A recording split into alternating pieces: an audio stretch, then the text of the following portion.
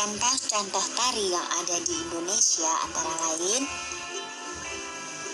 tari baris tunggal, tari gandrang bulo, tari jatilan, dan tari serimpi. Mari kita lihat satu persatu. Tari baris tunggal berasal dari Bali. Gerakannya melambangkan kepahlawanan. Dibawakan oleh penari pria, busananya berlapis-lapis dengan tutup kepala berbentuk kerucut berhiaskan manik-manik. Tari ini diiringi gamelan gong dan didominasi gerakan terputus-putus dipadukan hentakan kaki disertai pandangan mata tajam. Kalian ingin lihat bagaimana tari baris tunggal? Yuk kita lihat cuplikannya.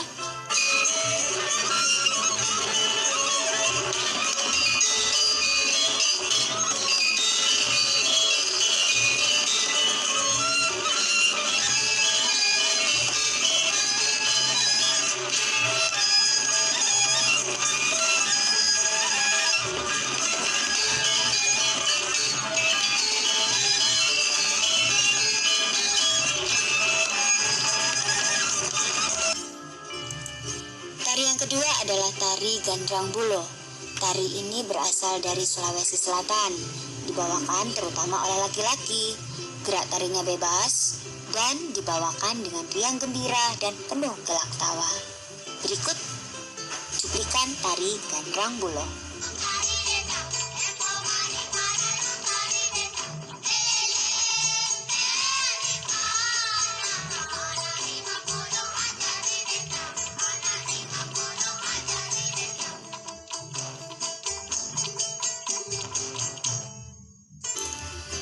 Tari selanjutnya adalah tari serimpi. Tari ini berasal dari Jawa, dipentaskan oleh 4 penari. Namun saat ini tari serimpi juga terkadang dibawakan oleh lebih dari 4 orang penari wanita. Gerakannya menggambarkan peperangan melawan kejahatan dan tempo gerakan tarinya sangat lambat. Berikut cuplikan tari serimpi.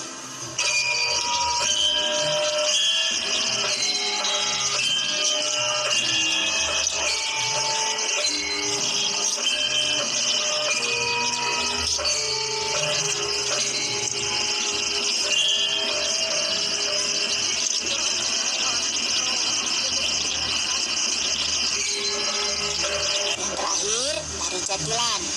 Tari ini berasal dari Jawa Timur, dibawakan oleh 2 atau lebih penari secara berpasangan. Gerakannya seperti orang berperang dan menggunakan properti pecut dan kuda lumping. Berikut cuplikan tari jatilan.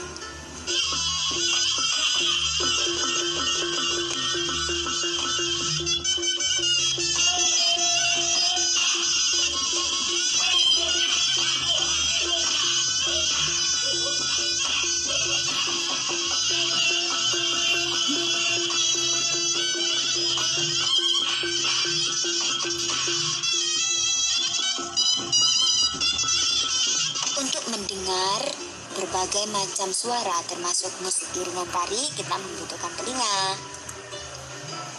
Nah, sebelum Ibu lanjutkan, ayo kalian baca buku tema 1 subtema 2 kalian.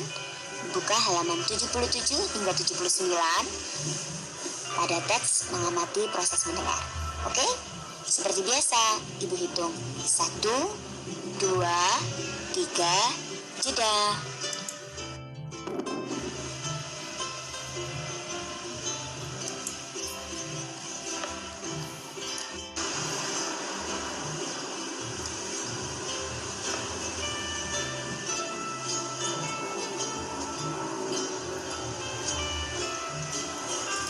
Hal pertama yang kita pelajari dari telinga adalah bagian-bagian telinga.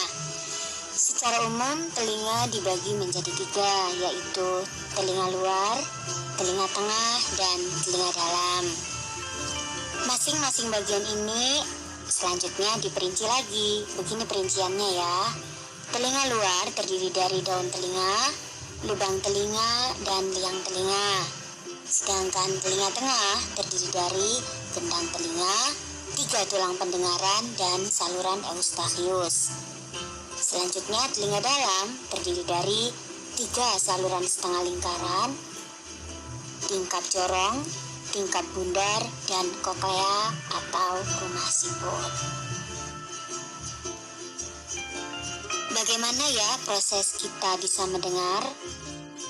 Kita bisa mendengar dengan cara suara dari luar akan diterima oleh daun telinga.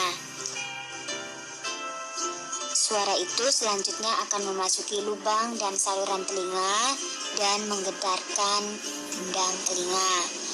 Oleh gendang telinga, getaran ini akan diteruskan ke tulang-tulang pendengaran yang terdiri dari tulang martil, tulang landasan, dan tulang sanggurdi.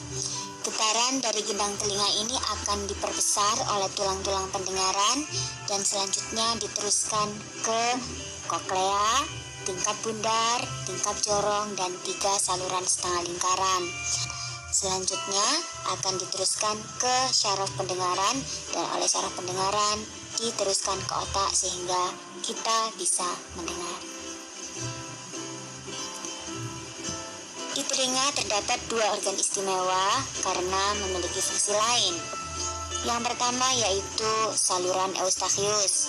Saluran eustachius berfungsi menghubungkan telinga tengah dengan rongga mulut agar tekanan antara telinga tengah dengan rongga mulut selalu sama, sehingga mencegah pecahnya gendang telinga.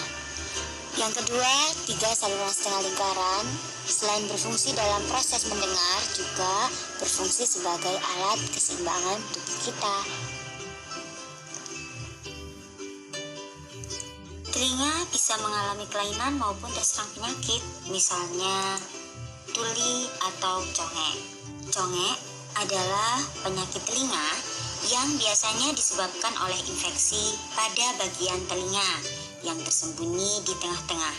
Infeksi ini disebabkan oleh bakteri. Sedangkan tuli adalah ketidakmampuan telinga untuk mendengarkan bunyi atau suara. Tuli dapat disebabkan oleh adanya kerusakan pada gendang telinga, tersumbatnya ruang telinga, atau rusaknya saraf pendengaran. Pada orang yang telah berusia lanjut, ketulian biasanya disebabkan oleh kakunya gendang telinga dan kurang baiknya hubungan antar tulang pendengaran. Bagaimana cara merawat telinga agar senantiasa sehat? Yang pertama, membersihkan telinga dengan teratur. Yang kedua, membersihkan telinganya dengan benda lunak, bersih, dan higienis. Yang ketiga, menghindarkan telinga dari suara keras. Semoga setelah mengetahui hal ini, anak-anak makin rajin membersihkan telinga ya, agar terhindar dari berbagai macam penyakit telinga.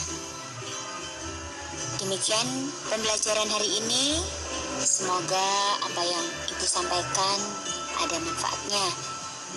Setelah ini jangan lupa mengerjakan latihan soal online. Terima kasih banyak. Tetap jaga kesehatan, jaga ibadahnya, jaga belajarnya. Terima kasih. Wassalamualaikum